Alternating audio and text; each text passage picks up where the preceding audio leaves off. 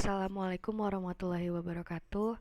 Perkenalkan, nama saya Ervina Kunenitami, NIM 241111911150, akan memaparkan mengenai cara penentuan untuk menentukan gaya prategang.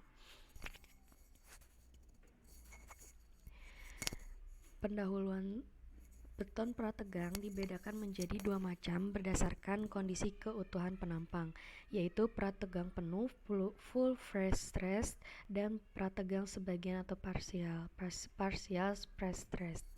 Pada prategang penuh tidak diizinkan terjadinya tegangan tarik sehingga penampang berada dalam keadaan tekan.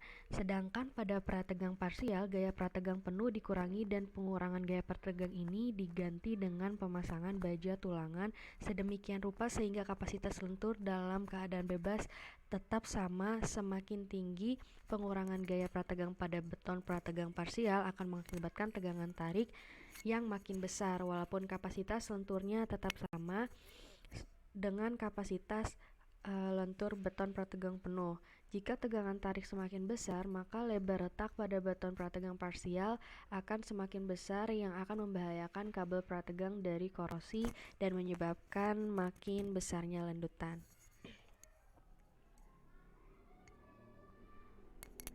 Selanjutnya langsung masuk ke contoh kasus.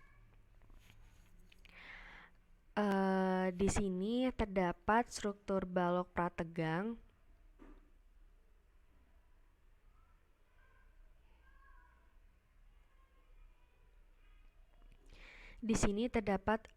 struktur balok prategang pasca tarik post tension seperti pada gambar di bawah ini, di mana bentangnya itu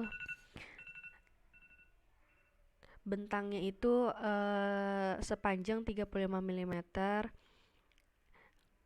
lalu titik berat tendon di tengah bentang sebesar 150 mm dan long term press stress sebesar 25% dengan asumsi R-nya sebesar 0,75. Dan ini merupakan komponen penampang dari struktur balok tersebut, di mana dimensi ukurannya itu berada di tabel berikut. Nah, dalam contoh kasus ini ditanyakan mengenai desain gaya prategang awal minimum atau PI-nya. Yang pertama dilakuin adalah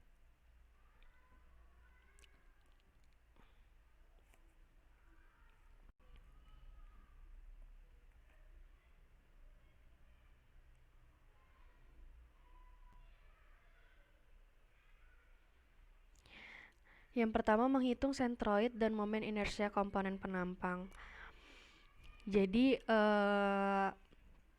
dari komponen penampang tadi dicari untuk sentroid dan momen inersia komponen penampang.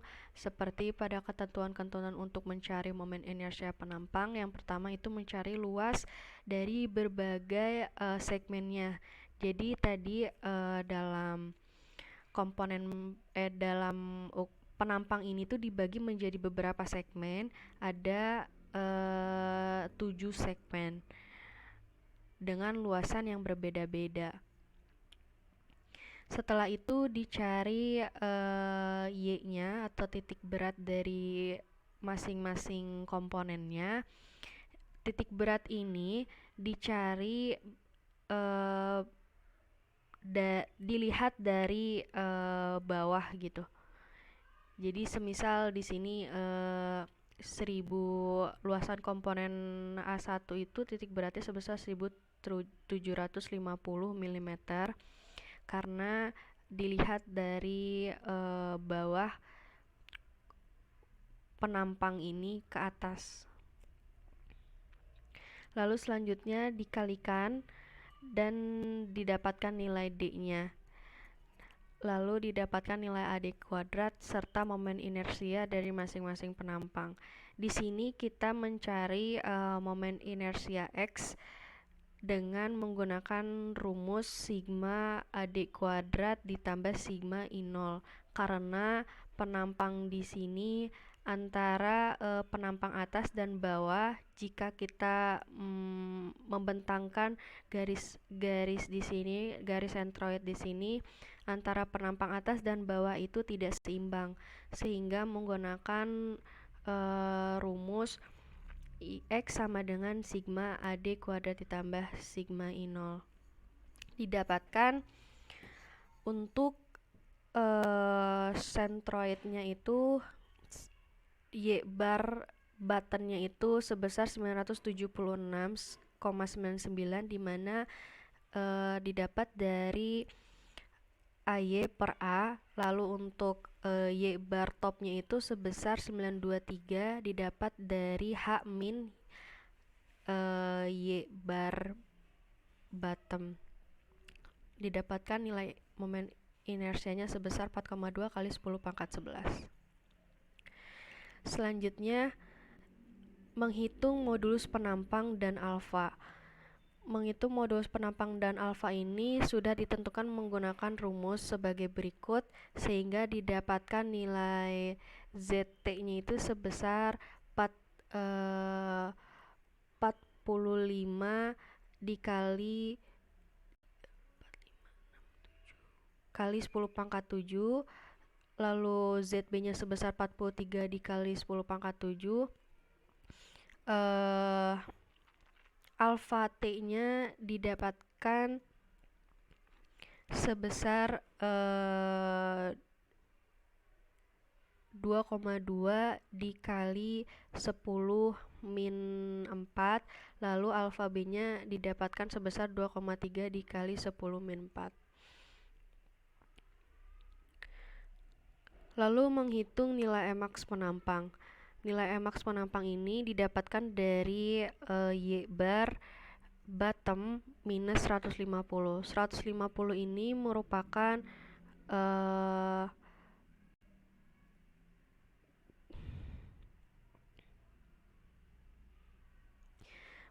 titik berat tendon di tengah bentang, yang dimana di kasus ini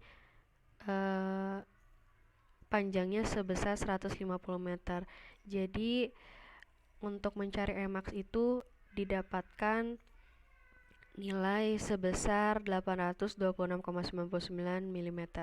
Selanjutnya menghitung nilai beban merata dan momen maksimal. Untuk QBS atau beban sendirinya itu berdasarkan gamma B-nya itu berdasarkan ketentuan yaitu 24, sehingga A ini luas sehingga didapatkan QBS-nya itu sebesar 24,564 kN per meter. Lalu QSDL-nya 1 ton itu per M kita konversikan ke kilonewton per meter didapatkan 9,807. Untuk QDL-nya itu adalah jumlah dari QBS ditambah QSDL sehingga didapatkan 34,371 kN per meter. Lalu untuk Q totalnya itu adalah QDL beban dead load dan live load ditambah dengan live load sehingga didapatkan sebesar 63,791 kN per meter.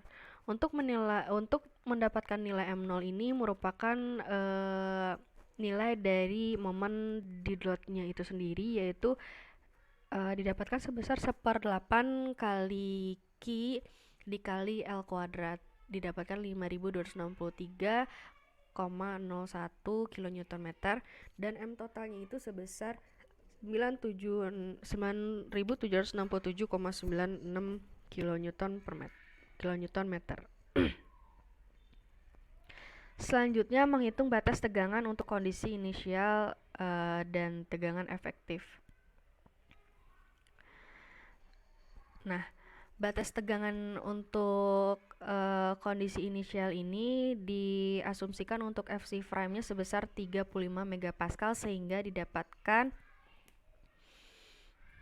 untuk FTI-nya itu sebesar 2,958 dan untuk FCI-nya itu didapatkan sebesar minus 21 MPa.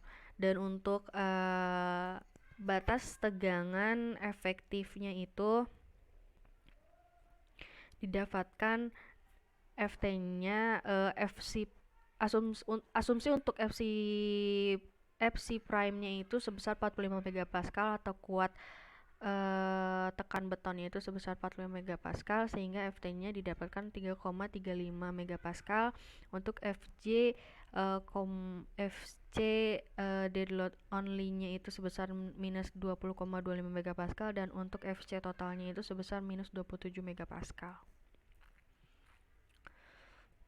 Selanjutnya setelah itu mengecek apakah penampang ZB ini memenuhi syarat apabila diketahui dalam kasus itu R-nya sebesar asumsinya 0,75 dan di mana M0-nya itu sama dengan MDL ditambah MSIDL.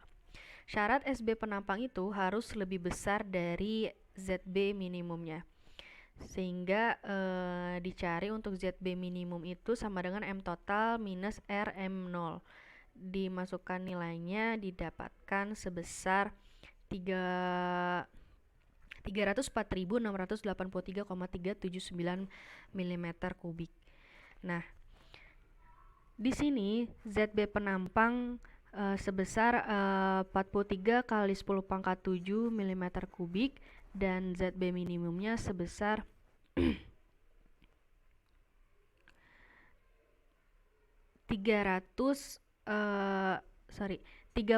kali 10 pangkat 7 mm kubik, sehingga syarat ZB penampang harus lebih besar dari ZB minimum itu terpenuhi atau oke, sehingga aman.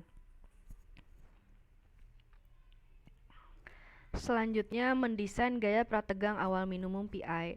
Persamaan ini digunakan untuk memplot pada diagram Magnell, di mana nanti hasil akhirnya diagram Magnell ini dapat menentukan PI minimumnya, kayak gitu. Dari langkah-langkah sebelumnya kita sudah mencari alpha T FTI M0 luasnya berapa, FCI, lalu FC dead load dan FC totalnya berapa, MT-nya berapa, M totalnya berapa, itu kita sudah cari. Dan yang belum ada itu eksentrisitasnya atau E-nya, sehingga untuk mencari E ini kita menggunakan persamaan ini itu kita menggunakan iterasi kayak gitu. Jadi kita asumsikan untuk nilai E sebesar dari, di sini saya asumsikan untuk nilai E itu interval dari 0 sampai 2000, yaitu kelipatan 100. Nah, untuk nilai E ini bisa dimasukkan ke dalam persamaan-persamaan ini. Untuk persamaan 1 seperti berikut: persamaan 2, persamaan 3, persamaan 4, dan persamaan 5. Lalu dimasukkan nilai-nilainya sehingga didapatkan untuk persamaan 1 semisal untuk eksentrisitasnya 0 itu didapatkan persamaan 1 minus 6,7 kali 10 pangkat min 8, untuk persamaan 2 2,9 kali 10 pangkat min 8, untuk persamaan 3 3,8 kali 10 pangkat min 8, untuk persamaan 4 8,37 kali 10 pangkat min 8, untuk persamaan 5 1,29 kali 10 pangkat min 7. Lalu setelah ini kita plot dalam diagram Magnell, sehingga di sini ada plotan dari 5 persamaan tersebut, sehingga didapatkan titik temu di mana didapatkan daerah luasan gitu, daerah temunya. Daerah temu di sini digambarkan seperti berikut. Lalu setelah menemukan daerah temu ini, kita langsung memplot nilai Emax kepada diagram Magnell ini. Gunanya untuk mengetahui nilai 1 per PI-nya. Di sini Emax-nya itu bernilai 826,992. Lalu kita plot dan kita tarik sampai menyentuh paling tinggi di antara kelima persamaan ini. Untuk kasus ini itu didapatkan itu menyentuh persamaan 3, sehingga didapatkan nilai 1 per pi-nya itu sebesar 1,1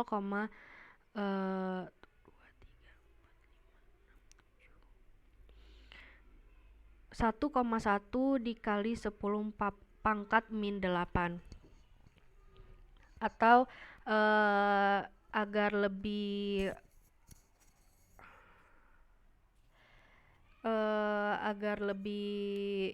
aktual untuk nilainya itu tinggal dimasukkan ke dalam persamaan 3, karena di sini Emax itu menyentuh dalam kurva persamaan 3. Lalu dapat disimpulkan dari analisa perhitungan di atas didapatkan nilai 1 per pi dalam diagram Magnel sebesar 1,1 kali 10 pangkat min 8, di mana dalam perhitungan Emax kita udah menghitungkan bahwa didapat sebesar 862,9 mm, sehingga gaya prategang awal minimum pi bila diketahui long term stress loss-nya sebesar 25% dari tegangan inisial sampai tegangan efektif atau R-nya sebesar 0,75, didapatkan nilai sebesar 88 kali 10 pangkat 5 Newton.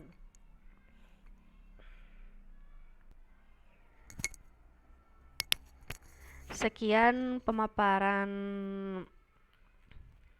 saya mengenai penentuan gaya prategang menggunakan diagram Magnel. Mohon maaf apabila banyak kesalahan. Terima kasih. Wassalamualaikum warahmatullahi wabarakatuh.